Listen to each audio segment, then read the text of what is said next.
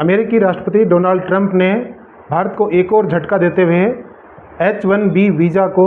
लगभग ख़त्म कर दिया है। इसको ख़त्म करना ही कहेंगे, क्योंकि अब वो शायद बहुत सारे इंडियंस की अप्रोच में नहीं रहेगा। हर साल जब भी कोई यहाँ से जाता है H-1B वीज़ा लेकर के, और अमेरिका में रह कर के जो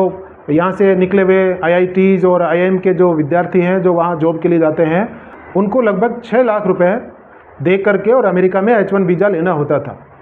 जो कंपनियां वहाँ हायर करती हैं अपने एम्प्लॉयज़ को या वर्कर्स को, वही अब ट्रंप ने आदेश पर साइन किए हैं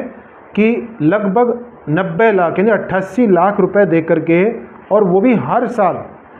साल दे करके यहाँ के जो कामगार या कोई जो भी IT सेक्टर में कंपनियों में काम करने के लिए जाते हैं जो वर्कर्स, उनको देने पड़ेंगे। तो इतनी रेंज किसी के पास भी देने के लिए शायद नहीं होगी। तो एक तरह से अमेरिकन जो प्रशासन है वो इंडियंस की एंट्री US में बंद करना चाह रहे हैं। उनका मानना ये है रेजिडेंशियल जो वर्कर हैं या कामगार हैं उनको ही अमेरिकन कंपनी है वो जॉब दे। ये भारत के दृष्टिकोण से बहुत बुरा हो सकता है, लेकिन एज ए प्रेसिडेंट और अमेरिका के राष्ट्रपति के दृष्टिकोण से उनके नागरिकों के लिए ये बहुत ही शानदार डिसीजन है। सपोज करो कि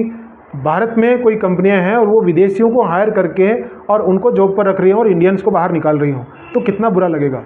ठीक वैसे ही अमेरिकन्स को जो कंपनियां इंडियंस को हायर करती हैं, इंडियंस को मैं इसलिए बोल रहा हूं कि लगभग 70% जो H-1 वीज़ा के लाभार्थी हैं वो भारतीय ही होते हैं। तो जब भी जैसे किसी कंपनी ने, गूगल ने अभी पिछले दिनों 5,000 जो एम्प्लॉई है वो हायर किए और अमेरिका के 8,000 लोगों को उन्होंने फायर कर दिया, क्योंकि ये जो IITians जो होते हैं इंडियन से निकल कर के जाते हैं वो बहुत सस्ते उनको मिल जाते हैं। और उसी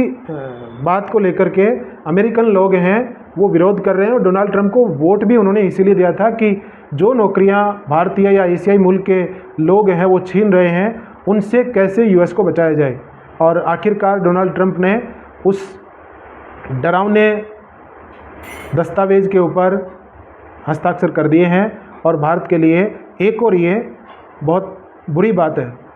क्योंकि हालांकि ये भारत की 140 करोड़ जनता के ऊपर कोई इफेक्ट नहीं पड़ेगा, क्योंकि कुछ ही लोग हैं वहाँ जाते हैं, लेकिन अमेरिका से जो जॉब करने वाले वहाँ से जो रेमिटेंस भेजते हैं वो भारत की अर्थव्यवस्था में एक हिस्सा होता है, और वो कुछ कम होगा तो भारत के लिए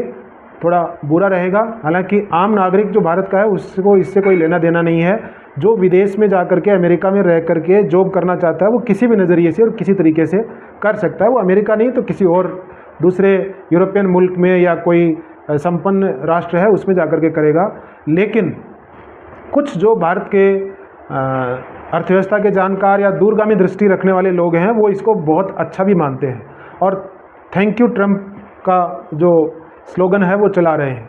कि बार बार डोनाल्ड ट्रंप है वो भारत को झटके दे रहे हैं, लेकिन शॉर्ट टर्म में ये बहुत नुकसानदायक रहेगा। लंबे समय के लिए जो भारत की अर्थव्यवस्था है और राष्ट्र विकास है उसमें ये चीज़ें काम आने वाली हैं, क्योंकि जो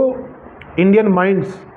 जो बहुत ही इंटेलिजेंट पर्सन जो होते हैं, जो ब्रिलियंट लोग होते हैं, जो बड़ी बड़ी कंपनियों में काम करते हैं और उनको इतने ऊंचाइयों तक पहुंचाते हैं, वही लोग यदि भारत में रह करके अपना कुछ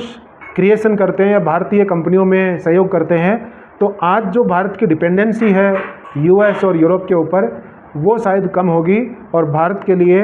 5-10 साल बाद का जो सुनहरा समय है वो उसकी पटकथा आज डोनाल्ड ट्रंप है वो लिख रहे हैं। तो अलग अलग मंतव्य हैं सभी के, देखना है कि इसके ऊपर भारत सरकार क्या अपनी राय देती है और किस तरह से इस क्रिटिकल सिचुएशन से बाहर निकलने की कार्य